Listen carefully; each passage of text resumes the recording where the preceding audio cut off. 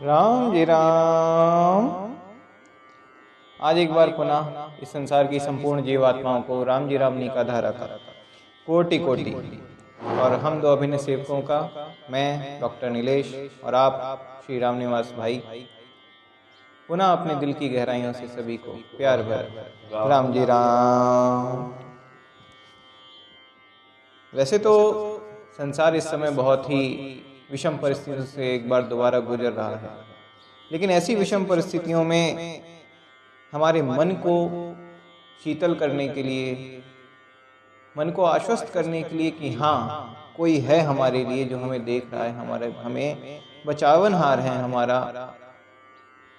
आगे आ जोड़े हाथ, बीज मंत्र दे जाओ नाथ। वीरमदास जी महाराज क्या कहते हैं? लौट छे प्यासे आऊंगा, बीज मंत्र दे जाऊंगा। लौट छे प्यासे आऊंगा, बीज मंत्र दे जाऊंगा।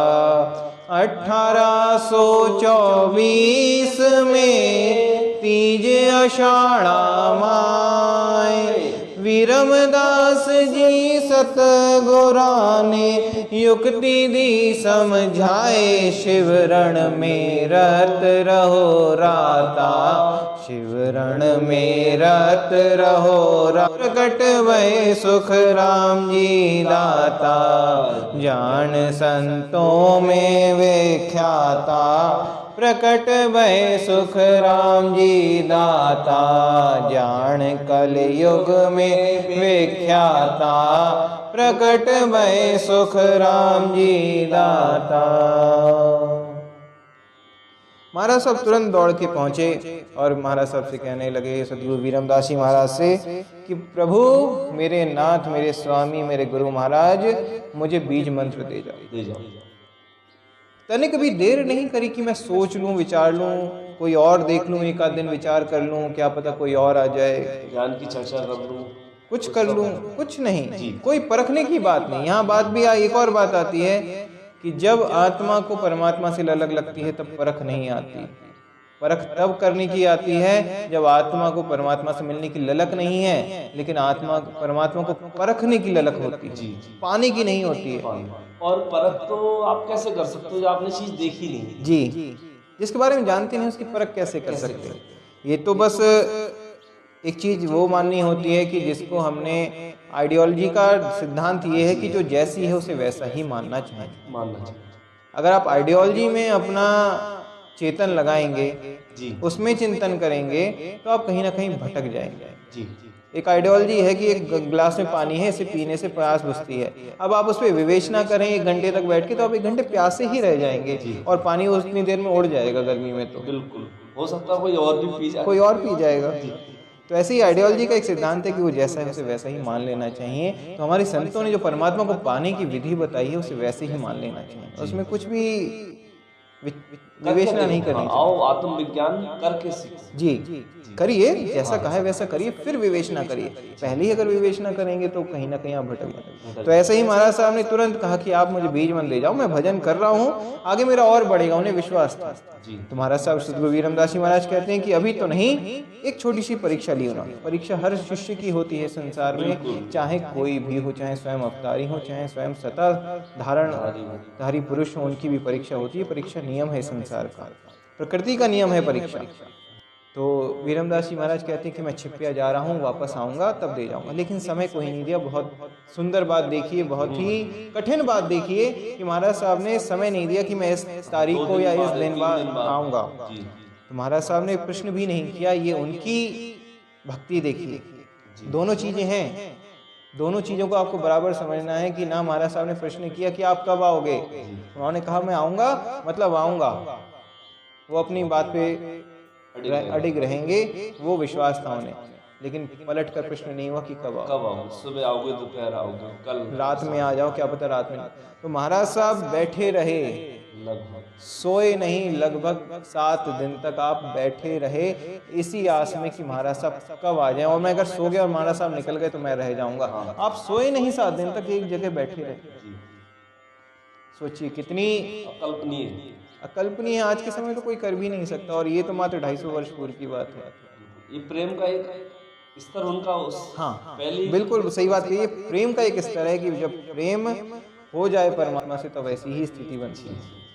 तो महाराज साहब वापस आते हैं और 1824 संवत जी में आषाढ़ मास की तीज सुधी शुक्ल पक्ष की हाँ। तृतीया को आप आते हैं और सदगुरु सुखराम जी महाराज को बीज मंत्र दे देते हैं। उन्हें वो विधि बता देते हैं कि अब तुझे राम राम कैसा करना है, क्योंकि महाराज साहब ने पहले क्या दिया था कि श्वास तो खाली ही जाता, कि श्वास तो तेरी खाली जा रही, तू राम राम कर रहा है तब भी तेरी सांस खाली जा रही है, लेकिन अब जब विधि से राम राम करेगा तो तेरी सांस खाली नहीं जाएगी।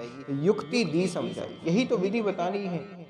और जो हुक्मी गुरु से उन्होंने दीक्षा ली, हाँ, जिनके पास मोहर थी, परवानगी थी, जिन्हें के पास सत्ता थी और जो आगे सत्ता ट्रांसफर कर सकते हैं, जी जी, तब कार्य आपका आगे बढ़ा।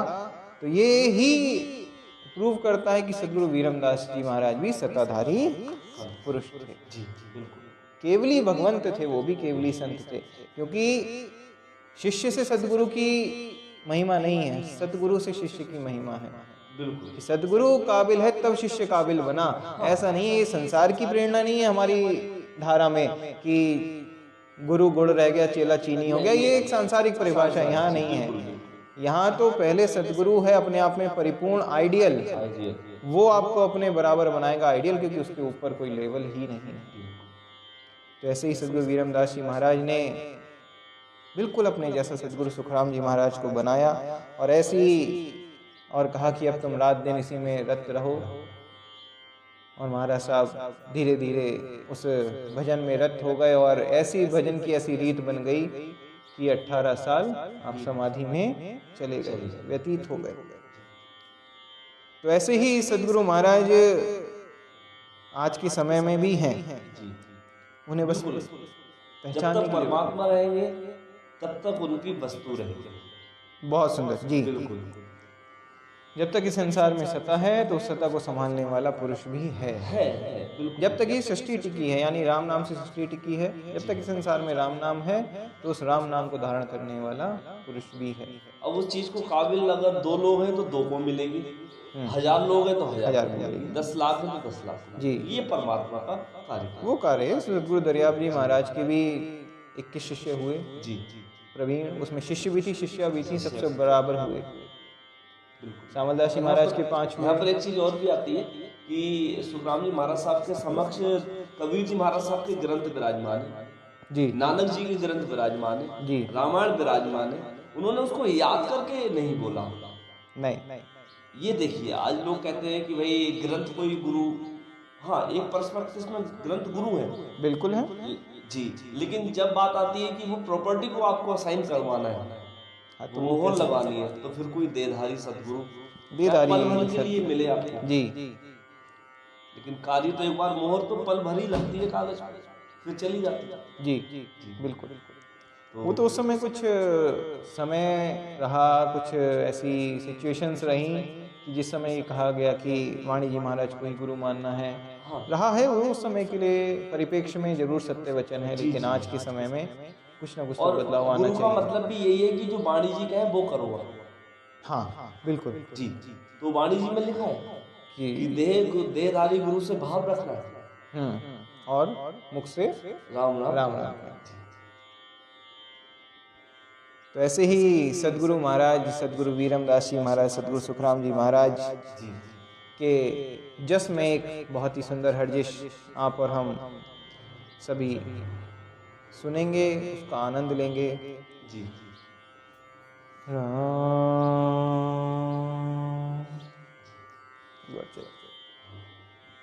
गोरा जी की सरवर आवर ना कोई, गोरा जी की सरवर आवर ना कोई, 3 लोक फिर देखा मैं लोई, 3 लोक फिर देखा मैं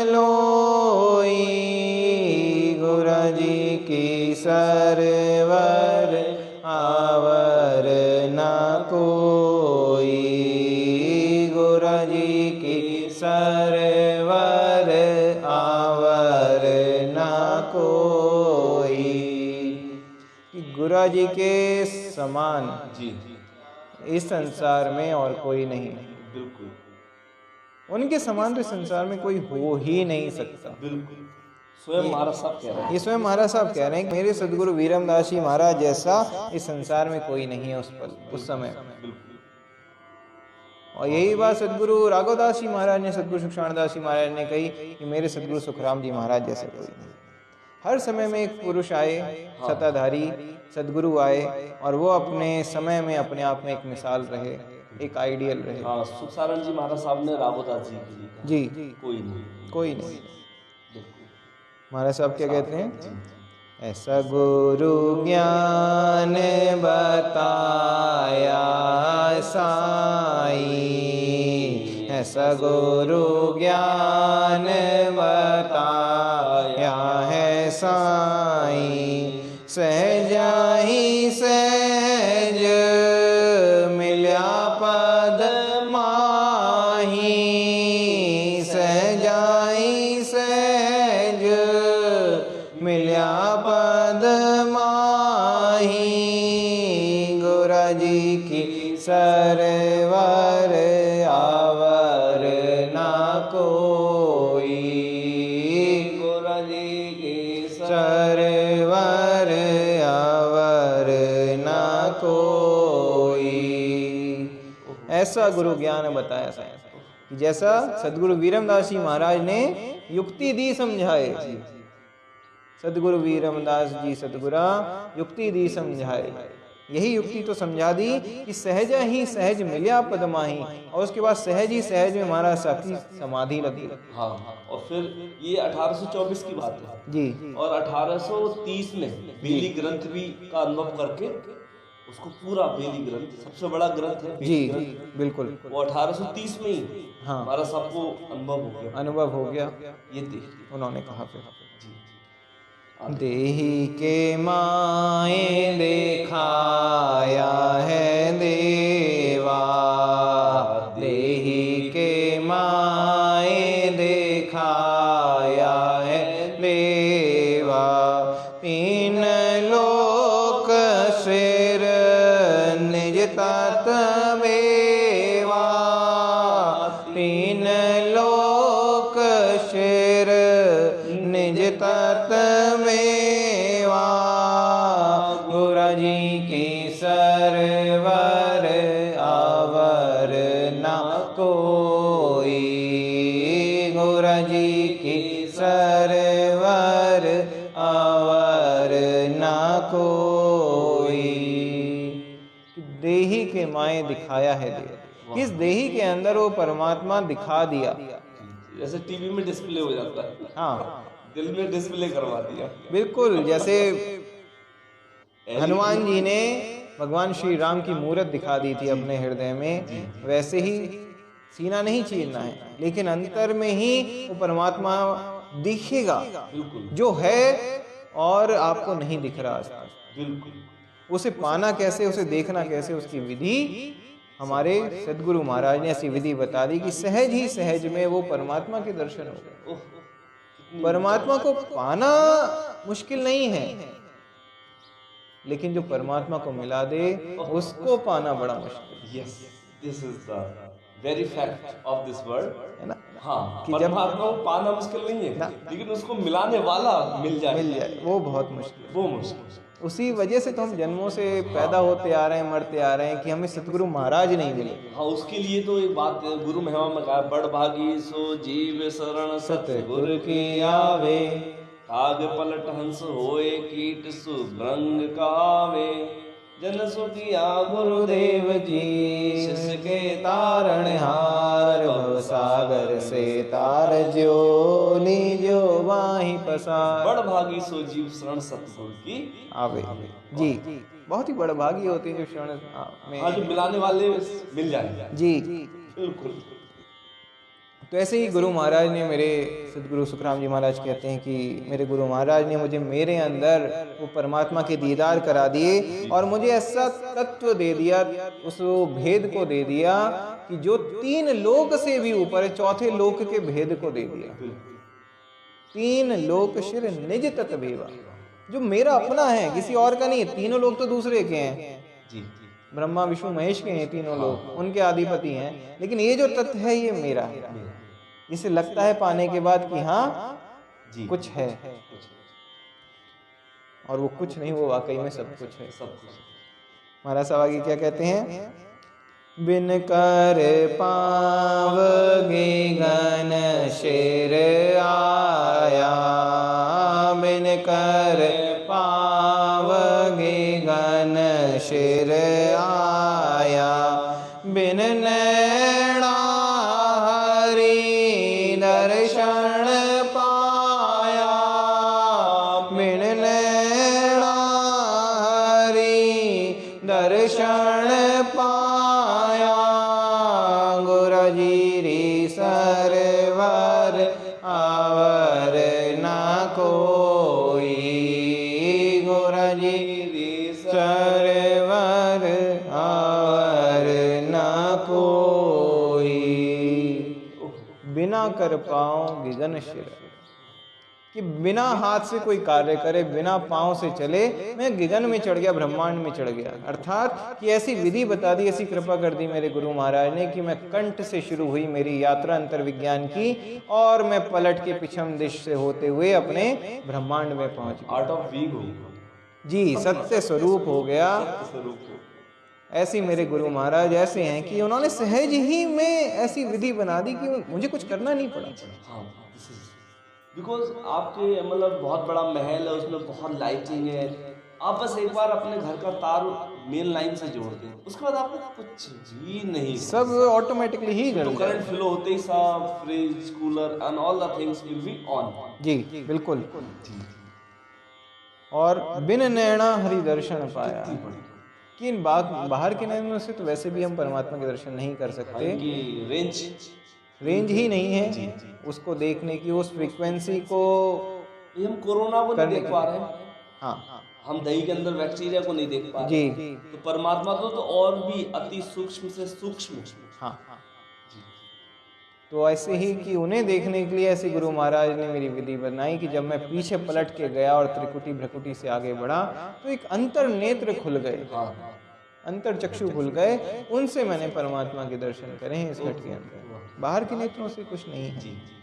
महाराज साहब कहते हैं, आप ही ज्योत उजाला है माई, आप ही ज्योत उजाला है माही, दशवें द्वार निरंजन साई, दसवें द्वार निरंजन साई, गुरु जी की सरवर आवर न कोई, गुरु जी की सरवर आवर न कोई, आप ही ज्योत उजाला माही।